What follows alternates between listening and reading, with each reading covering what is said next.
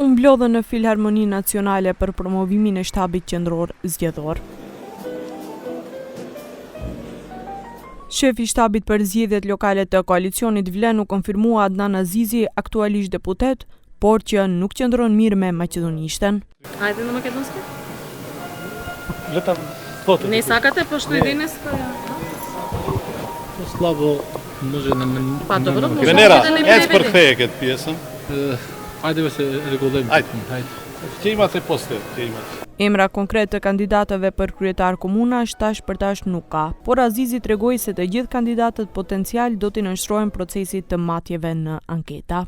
Do të ketë matje, do të ketë sondazhe, do të ketë edhe matje direkt në terren, se cili propozim do të jetë më i kapshëm për muhallën, për fshatin, për qytetin, de facto për komunën ku do të garoj.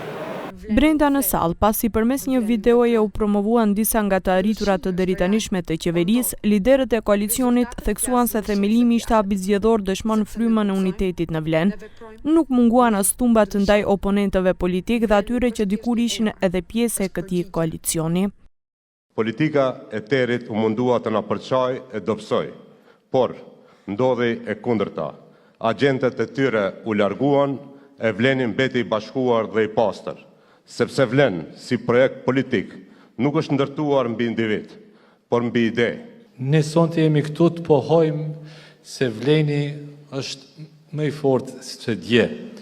Plani i atyre të listave zeza tashmë ka dështuar. Nga një thirrje për ndryshim, ajo është shndruar në një lëvizje që rritet për ditë me njerëz të zakonshëm, por me zemër të madhe. Arben Fetaj foli në emër të ASH-s edhe pse kryetari i këtij fraksioni Arben Taravari me një pjesë të strukturës së tij s'është më pjesë e koalicionit.